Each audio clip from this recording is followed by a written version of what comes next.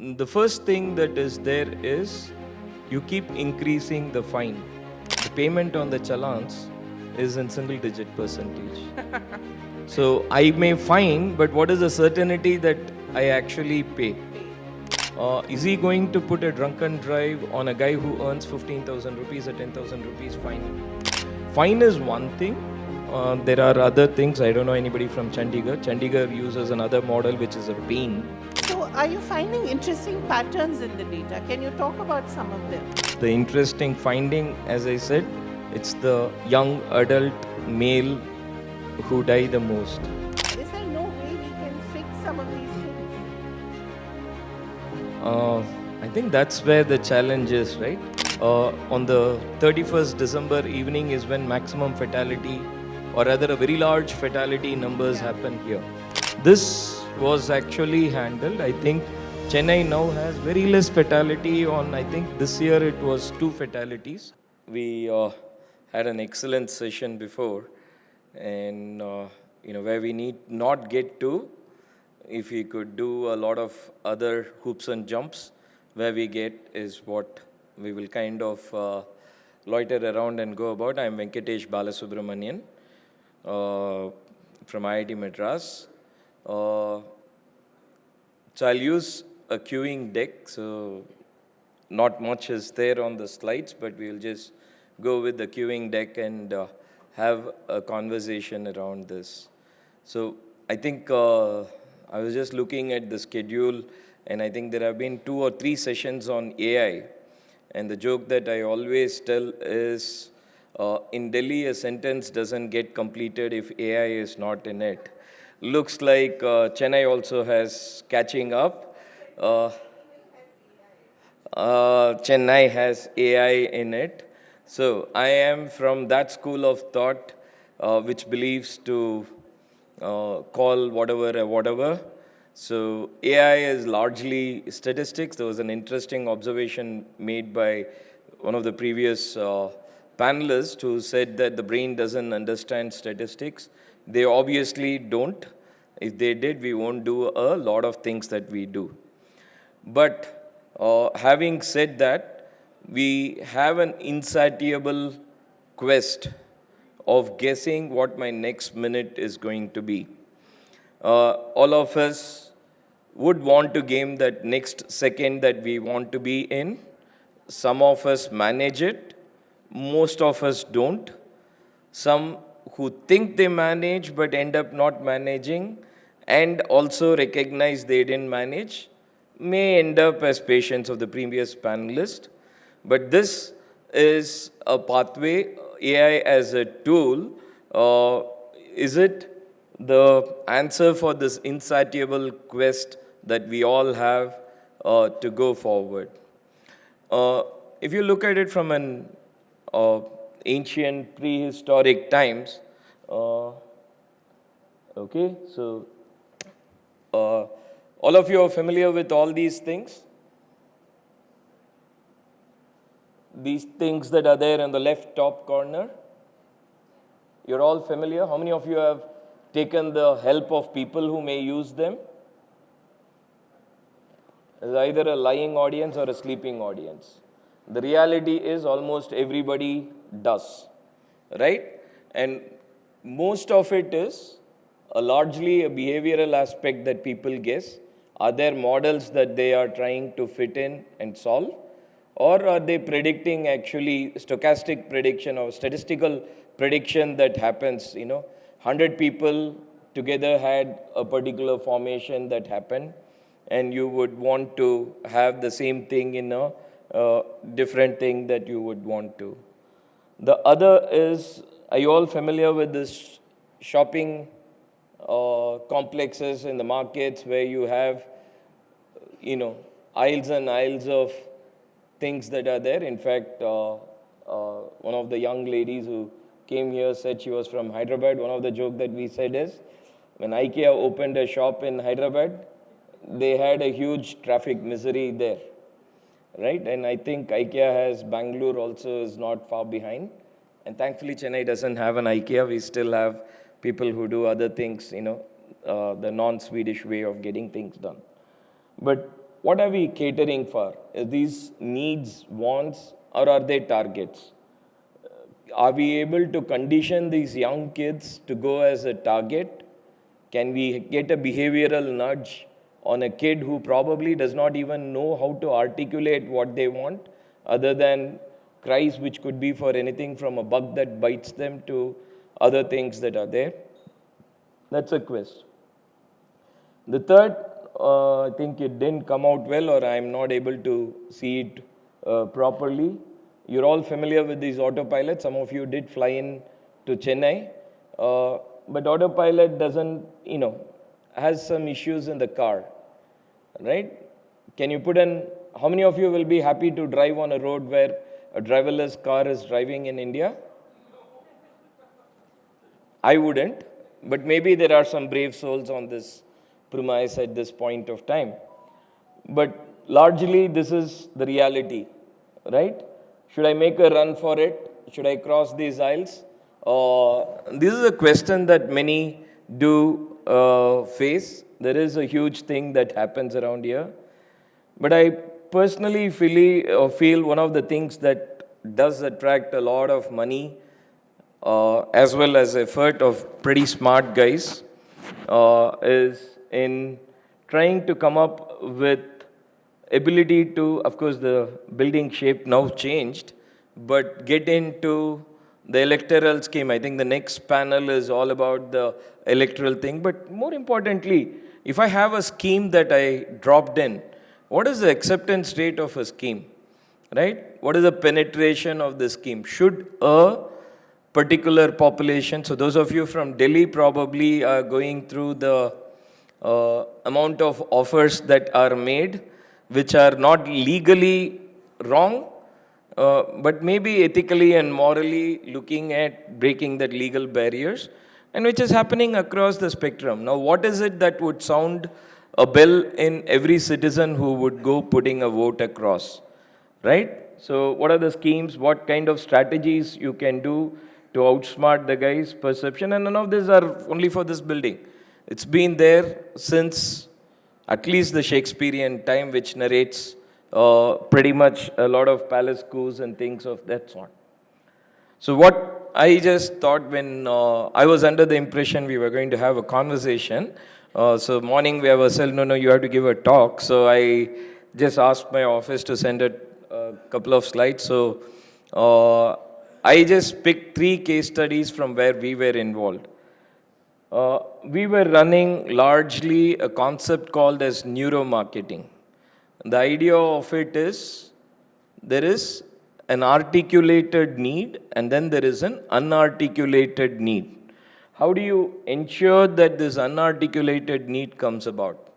How do you ensure that communication happens for any product? A marketing pitch happens.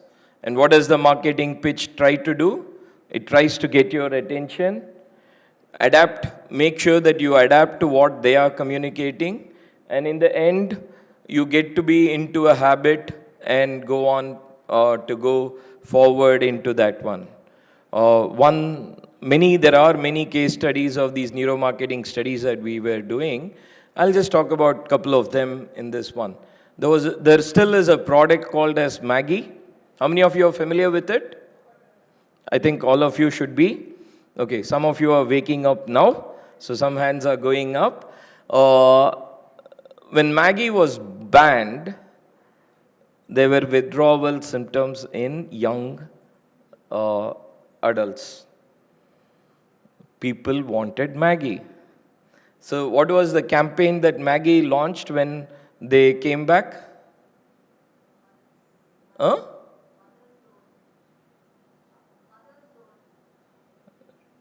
Welcome back, Maggie, or something of that sort.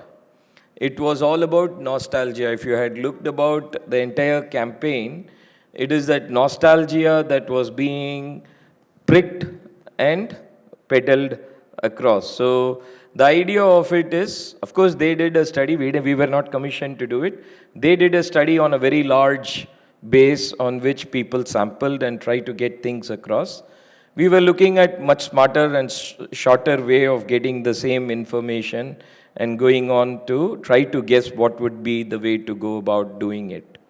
But a little before that, Maggie was a campaign that pretty much put an end to a lot of our work in neuromarketing was in campaign optimization. And fortunately or unfortunately, a journalist, I don't know whether he's still with the New Indian Express by name Suresh Kumar, he ended up publishing this in 2014. It was a pure scientific study of then young adult population who were first time voters from a region which suddenly had a very high, large number of people who were going to vote, which was the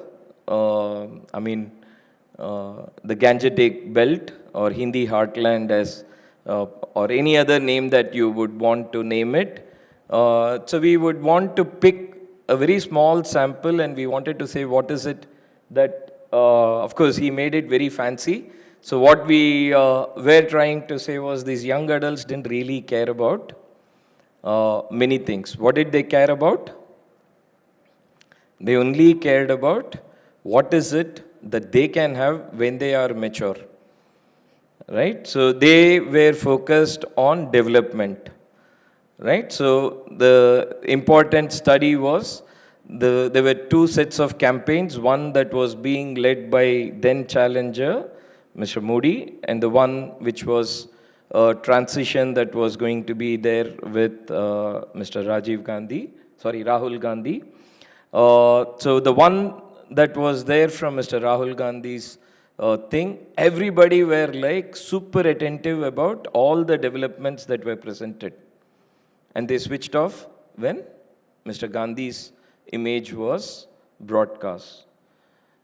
People were switched off when a huge campaign of we are going to do this was happening from Mr. Modi's side, but switched on as soon as they saw his face, which is basically a conditioning that delivery happens with this person. That was the outcome. And one of the things that was there were other many campaigns that was there, of which one campaign, Sabka Saath, Sabka Vikas.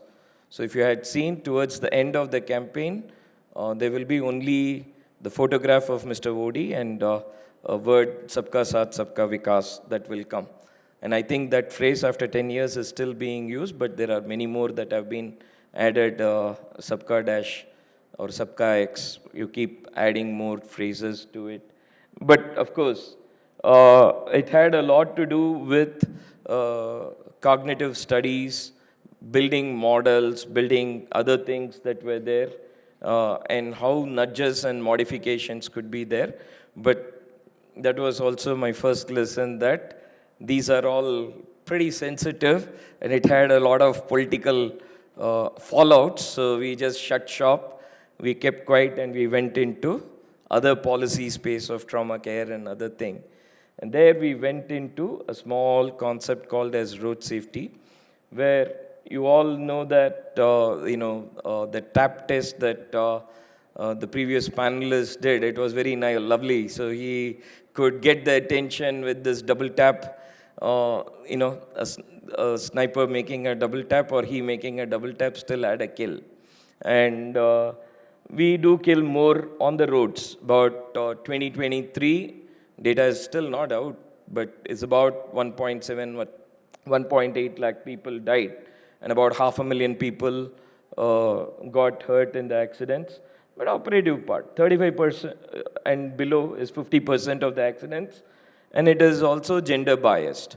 86% and above are this thing. Can we get a behavioral nudge of young adults? Right? So we talked about statistics. Since I attended only one session, so I'm going to quote a lot from that session.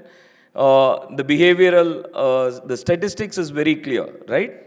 You're a young adult, you're going to be on a two-wheeler and you're a male, you're predetermined to have a crash. So how many of you will stop driving?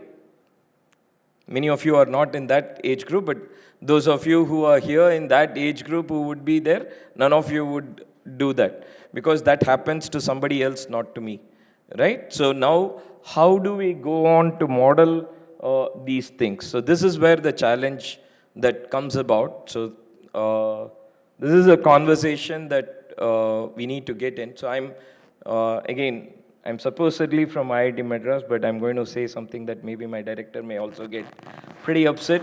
So AI is a largely statistical, stochastic models and other thing which requires a huge amount of data set. And what is data? Whatever we put in place.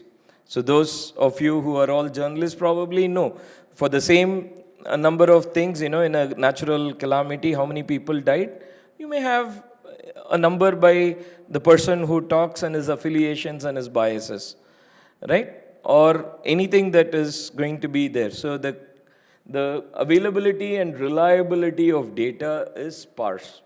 So that's why we went on, if we have to make this road safety happen, we need to put together a national database. So we put together a national database of road accidents which works in every Thana, in every district of every state of this country. So there's one large national database which started collecting information with a much better quality than what was being collected, so that we could have targeted schemes and interventions and impact assessment that can be done based on what behavioral nudges that we are trying to give.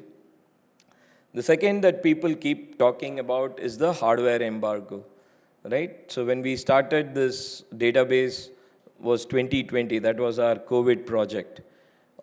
In 2020, what was the biggest challenge? Everybody went to work from home, which means that there was a computational embargo, and that allowed a lot of investment on a new acronym that everybody caught on to, the AI bandwagon, and that required a huge amount of, maybe $18 billion of funding. I think close to $600 billion of funding in the pipeline is the one that is put. And now think about what revenue might come from it. And one of the things that the biggest supplier tried to do is to put an embargo on these hardwares that can analyze these models. Unfortunately or fortunately, these models require a huge amount of computational requirement. Most of these models are beautiful shooting in the dark, getting a guess. Maybe the guess is right, maybe the guess is wrong, but that's the beauty of science. You get to do a lot of things. But the Chinese, I think, if you have been following the news on AI, the Chinese just now gave a big, they showed a very impactful one with hardly any investment from their DeepSeek. And that could do a much, much, much better job than all your chat GPTs and perplexities and your Groks and other, I don't know, what was the Google thing which went away. So all of them kind of went away. So it doesn't really matter, but hardware does matter. And what are our capabilities in it? So that's a challenge if you want to get. But what we figured out when we started working in the social sector is how we set hypothesis. All of us, we say a common, I know how many of you have heard this adage, hatred is served at breakfast. Parents teach kids to be hating something or another, right? So most of our hypotheses aren't fair. It has our biases, and then there is this entire scheme that, I have set a fairness scale, but is it deep down fair? If you don't have a fair hypothesis, all your models are useless. So anything that you have to make a guess is only a guesstimate, not really an estimate, and definitely not a prediction that is reliable. So there are a variety of modeling risks that are involved. So I don't want to get into this tech zone, but the ethical issues and the legal issues that crop up. So in fact, one of the things that I'm finding very interestingly are conversations about a lot of legal aspects that people keep talking about in AI. So then I realized at that point, hey, why would the legal profession leave out AI? So they also have to make some money out of the AI jargon sale. So that's on too.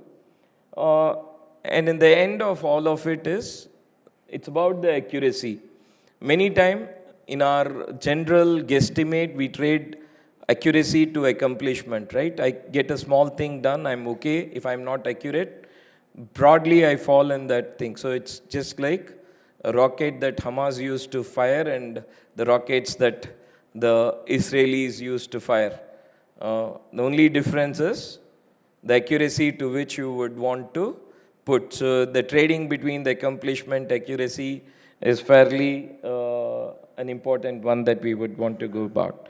So with this kind of a thing, I thought we could have a conversational aspect and we can take it forward. Those of you who have not been to the campus, please do come to IIT Madras. And if you have questions, Thanks. Professor, we'll just do a quick Q&A. Sure. Yeah. I think the mic needs to work. Just press it. Yeah. Yeah, great. So it's very interesting that you're talking about road accidents, because this is one area where you have such huge fines now, and you have rules like helmets, etc., and yet people seem to have a death wish. Why is that? Those prompts are not working, right? So I run the think tank for the Ministry of Road Transport. I know that. So I'm giving my opinion. I mean, I hope it gets recorded. I'm only giving an opinion that is mine, and not necessarily that of the ministry. The first thing that is there is you keep increasing the fine. Right. There are some undetermined souls who will respond to the fine. Right. We also have another statistics that the challans that are being made, the payment on the challans is in single-digit percentage. So I may fine, but what is the certainty that I actually pay? So there are two parts to it. Finally, the challan is being made by an SI who comes from the local community. Is he going to put a drunken drive on a guy who earns 15,000 rupees or 10,000 rupees fine? And he knows exactly where he lives and what he does. It's very highly unlikely that he is going to do. The same thing, a cop who is probably standing outside a bar when someone comes in an Audi car, will you put a 15,000 rupees fine and expect to stay in the same police station for the next morning? Right? So these are challenges, these are human challenges that exist. But so what is a behavioral nudge that we can bring about? Fine is one thing. There are other things. I don't know anybody from Chandigarh. Chandigarh uses another model which is a pain. So they pain the guy enough so that he realizes that he committed a mistake. What is that? They ensure that there is an instant re-education of an offending person. That sounds... Which is basically you are kept aside, you are kept off the road for an entire day. Oh, for Chandigarh, that must be a real torture. Yes. So I don't know. Chandigarh is lovely, the roads are lovely, and the traffic is also good. So again, there are multiple behavioral nudges and multiple reasons why it happened. But yes, the human brain, so all these penalties are only for the undetermined guys. Right. So there is a determined set of population which anyway will work the way they work. No, but you know, there are issues like, I believe in Kerala, they actually reduced the number of two-wheeler deaths by a simple thing of getting the guys to tie the helmet rather than just putting it on their heads, which they used to earlier. So sometimes it can be as simple as that. Why? You know, so we need to obviously think much deeper about some of these issues. Absolutely. So you don't die because your long bone broke. Right. Your hand breaks, you don't die. Right. You have a head injury and you have a hematoma, you die. Yeah. So it's very simple that what gets you killed and what doesn't get you killed. Right. And you can focus on, and so if you have a neurosurgeon or even a neurosurgeon attending available immediately, you can secure the thing. But if you are like still knowing all the data, still go about not putting this thing. So there are multiple thought process that goes. So, you know, can we not start a vehicle if your helmet is not properly anchored? Can we do other behavioral nudges and other thing? But what is now very clear is the data. So now we have enough data and we can now look at various permutations, build models around it and see what will be the impact of each of these models that will be there. So are you finding interesting patterns in the data? Can you talk about some of them? Because as far as I know, even the ministry has sort of said that this has been the biggest failure that it has encountered, the fact that it hasn't been able to reduce road deaths. Absolutely correct. So the interesting finding, as I said, it's the young adult male who die the most. Right. And majority of these accidents happen when you just leave a road network. Okay. So meaning if you're from an urban area and you suddenly go to a semi-urban area, that's Right. where you have. Majority of the fatalities happen near a junction, which is high-speed network Right. meets a low-speed network. These are simple. These are basic stochastic things. Now, what can we build as an intervention so that these high-speed, low-speed network has a great separation?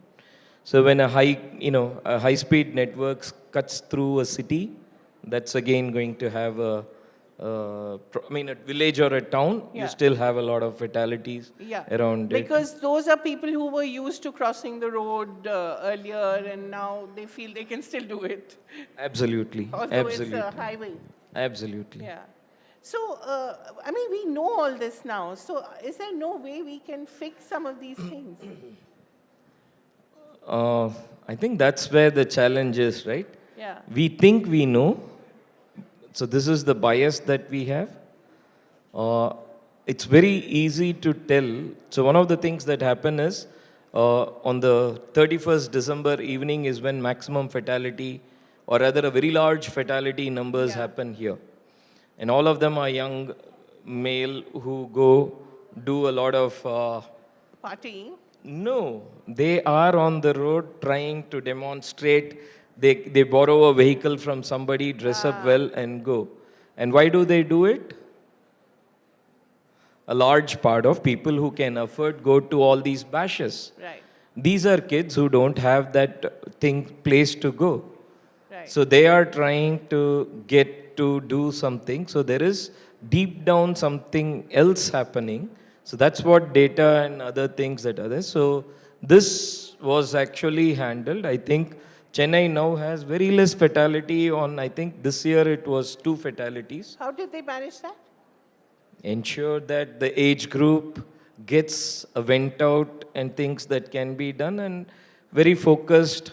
Data tells you where you can put the, enforcement, where the enforcement people should be standing and what you can go about and how you can have emergency care, positioning of the ambulance, positioning of the hospitals, how we handle. So a variety of interventions from understanding this fundamental issue can come about as a big help. So this is something that you're working on full-time, or this is just one of the many things that you're working on? Are you still working with political parties and helping them to come to power? I have never seen anybody from the political party. So I see in audience, so we never work with any political parties. Right. So it's cognitive modeling that we do neuromarketing. I think a little later from what we did was Cambridge Analytica. Right. And I think you have a speaker in the next session who did a great modeling and did twice very good impactful assessment that was there. That was a brilliant modeling that he went about doing. So we don't do that. So, but we do some amount of neuromarketing and things of that sort. So are you confident that we can get to a point where we can actually look at the data and reduce road fatalities? Oh, absolutely. Otherwise, I wouldn't be doing what I do. But the question is not about the data. Data is post facto. Right. Ipsi facto and ante facto is what models can we build so that A, event doesn't happen. B, if an event happens, what do we do to take care of the interventions that need to come for avoiding? And if an event does happen, what we can go about. I am pretty confident that someday we will start understanding what the data means, and maybe sometime in future we may have accidents but not this many fatalities, definitely not this many male, and definitely not this many young adults who are So, brought what's your about. message to all the young men out there? Don't get on your bike without your helmet, and don't forget to tie the helmet as well. That's a smaller part. Don't overspeed. You definitely don't impress anyone by speeding, other than probably the guys who have been sent by Yamraj to pick you up, or any other person. And more importantly, road is a shared asset. So you don't own the road, Right. nor does the guy next to you. It's a collective, it's a shared asset, and any shared asset has to be evenly disposed. So it's A, looking at an egalitarian society, or B, we all kind of get to be a rule-based society. Both are not going to happen in a short duration.